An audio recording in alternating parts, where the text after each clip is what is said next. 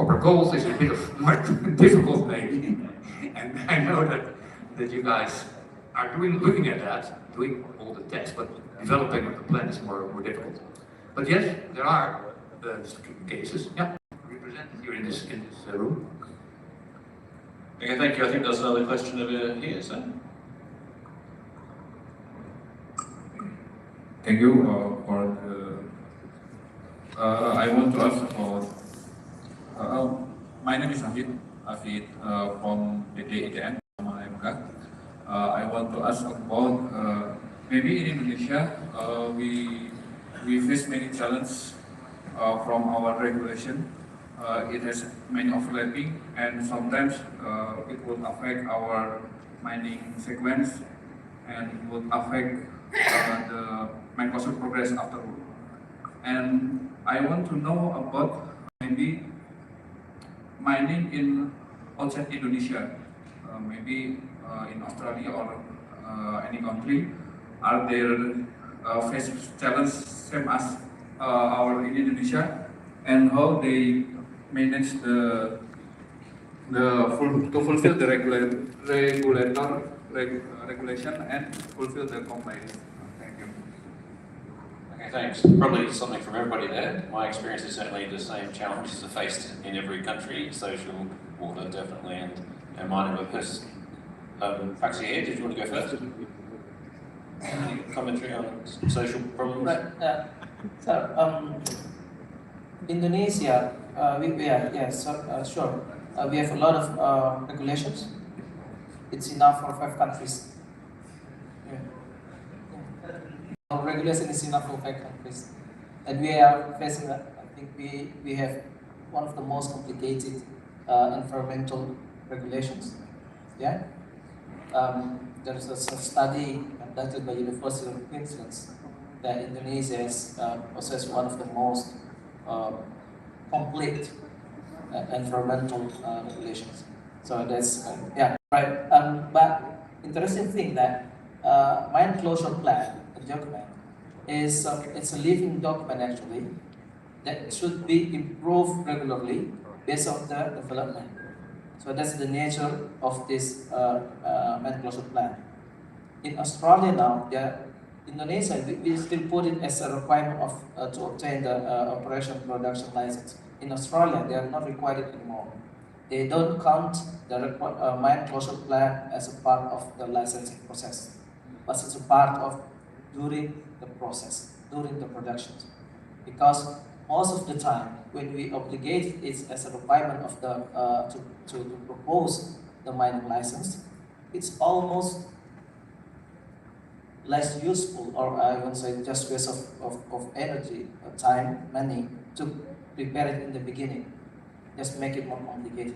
But they do realize that, and now they move it as a requirement during the process of production. Because it is important.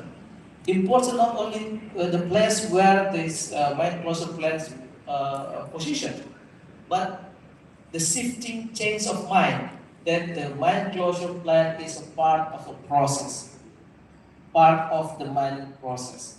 Not it's a one live document that prepared in the beginning of mining process.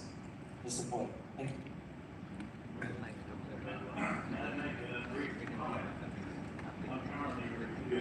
The mine closure requirements that apply to the site that I work at. And there are requirements under Department of Forestry, MOEF, Department of Mining, and that's an additional to requirements under the AMCO. It's a total confusing mess. And what has to happen is all of the mine closure requirements need to be pulled together under regulation. And there's more than the ones I mentioned. There's closure criteria and another regulation. There's about 6 or 7 legal requirements, regulations that include closure requirements.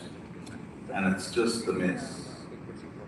And the government has to rationalise, combine, include all of those requirements under one regulation, so it's easier for the industry to work out exactly what is needed.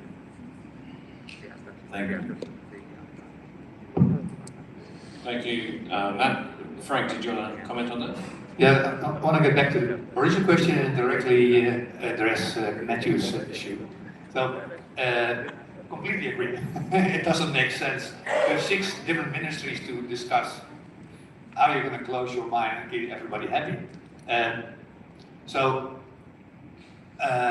one of the ways of doing that is have your plans at a level that not everybody is going to hit on you with their latest regulations, which change also all the time. We say, well, we cover international practice, and that hopefully will help you to convince the different ministries. But yeah, the question was, are there examples from other countries outside Indonesia? And the obvious one to look at is Australia. So yeah, I only know that from the experience from our practice area network, when I see presentations from my colleagues in Australia. They deal with different ministries also, and very different, maybe not 6 departments, maybe just the mines department, the department who's about infrastructure and dams. But it's not in one area in the other countries either. Sorry to clarify, I'm not talking about other countries. I'm talking about this country. And the opportunity to rationalise the process. So beyond the regulatory requirements, there are technical requirements. Sometimes they're different or higher, but a starting point has to be legal compliance. And so what happens in other countries is completely irrelevant to me. I'm talking about legal compliance in this country. What do we have to do to make sure we meet the legal requirements as well as the technical requirements, which are often not exactly the same. So I'll repeat my original suggestion. I think there is a priority to combine all of the regulatory requirements applying to mine closure and mine closure plans under one regulation. Thank you. I couldn't agree less. Couldn't agree more. Okay, thanks everybody. I think we might leave the discussion there. We're moving on to a panel discussion with some more colleagues shortly. So maybe join me again in thanking our speakers on covering all those topics so well. Thank you. Thank you for the insightful discussion. Mr. Please stay on stage because we have token of appreciation and we invite Mr. Marpao to join us on stage and giving the plaques